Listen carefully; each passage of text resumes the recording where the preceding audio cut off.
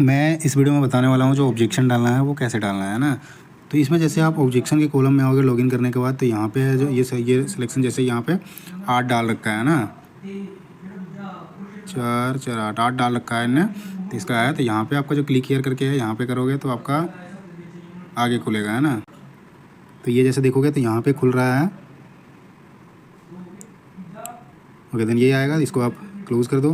Then यहाँ पे आपका नाम आएगा, नाम जो है, देन मोबाइल नंबर आएगा, देन आपका ईमेल आईडी आएगा, पोस्ट आएगा, उसके बाद एग्ज़ाम का डेट आएगा, देन शिफ्ट आएगा। उसके बाद जो है ना क्वेश्चन आईडी का है। तो क्वेश्चन आईडी में आप क्या डालोगे, आप यहाँ दिखाते हैं। तो क्वेश्चन का जो आईडी होगा ना, तो इसमें जैसे देखोगे तो ये आपके क्वेश्चन के आईडी हैं सारे। सो ये क्वेश्चन का आईडी जो आपके हैं ये डालना है। देन सपोज़ मैं इसमें डाल देता हूँ, 1 डाल दिया, ठीक है। उसके बाद आपका क्वेश्चन आंसर का है, तो लैंग्वेज यहाँ पे सेलेक्ट करना है। तो लैंग्वेज यहाँ पे देखोगे 5 लैंग्वेज है, इंग्लिश है, हिंदी है, कन्नड़ा है, तेलुगु और तमिल है। तो किसी एक लैंग्वेज में जिसमें आपने कर रखा होगा उसका, तो मैं जैसे यहाँ पे इंग्लिश या हिंदी में कर देता हूँ, तो हिंदी कर देता हूँ, है ना। अब यहाँ नेचर ऑफ ऑब्जेक्शन का जैसे रहेगा, तो क्वेश्चन देखो, एक तो आपको जो क्वेश्चन है वो समझ नहीं आया या गलत लिखा हुआ है, तो उस चीज़ समझ नहीं आया बात की बात, लेकिन गलत नहीं लिखा होना चाहिए। स्पष्ट उसका जो क्वेश्चन पूछ रहा है वो चीज़ लिखा है कि नहीं लिखा है, उस चीज़ का एक है। सिलेबस से बाहर का तो क्वेश्चन नहीं है, उसके बाद लिख रखा है। सारे के सारे क्वेश्चन जो है आंसर जो है वो सही है क्या, इसको भी देखना है। देन आपका जो है एक से ज़्यादा अधिक यदि है तो उसको आप करोगे, इनकरेक्ट है तो इनकरेक्ट करोगे, है ना। तो ये वाला नहीं है किसी भी क्वेश्चन में, है ना, ये वाला भी नहीं है, ये वाला किसी जगह पे मिलेगा, बाकी मोस्टली ये नहीं मिलता है। सो मोस्टली आपको ये मिलेगा या ये और ये 3 में से मिलते हैं। तो मैं मल्टीपल आंसर को सेलेक्ट करता हूँ या इनकरेक्ट आंसर की को। अब मैंने इनकरेक्ट आंसर की सेलेक्ट किया। यहाँ पे यदि मैं क्वेश्चन सेलेक्ट करता है कि क्वेश्चन ही गलत है, तो ये जैसे गलत स्पष्ट में आ जाएगा, तो उसमें तो आएगा ही नहीं, है ना। जैसे इसमें करोगे तो आपका आगे कुछ नहीं आएगा, है ना। स्पष्ट मतलब ये क्वेश्चन का आ गया।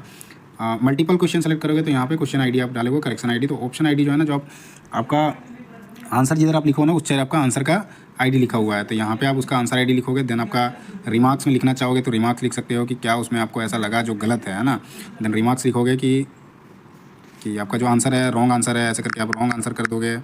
रॉन्ग आंसर हो गया, रॉन्ग आंसर लिखोगे। उसके बाद आपका क्लिक हियर का है टू अपलोड, है ना। तो क्लिक हियर में करोगे, देन आपका यहाँ पे आएगा। देन आपका यहाँ से सेलेक्ट करोगे, आपके डॉक्यूमेंट आएंगे सेलेक्ट करने के।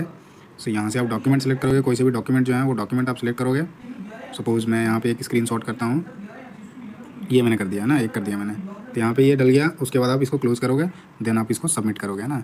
इधर जो कॉलम है नीचे, ये आपका सबमिट का कॉलम है, इसको करके आप कर सकते हो।